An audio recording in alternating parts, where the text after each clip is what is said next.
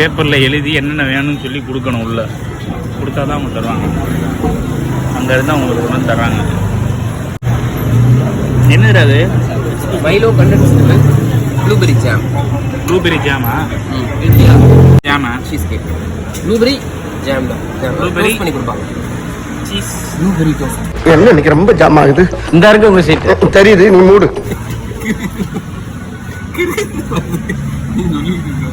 முடிஞ்சா நீங்க முடிஞ்சா ப்ளூபெரி டோஸ்ட் என்னோட தெரிகிறது கேட்கலாம். ப்ளூபெரி டோஸ்ட் சொல்லி முடிச்சு உண்மையில் நல்லா தான் இருக்கு. நல்லா இருக்கா? இது வந்து மைலோ டோஸ்டா?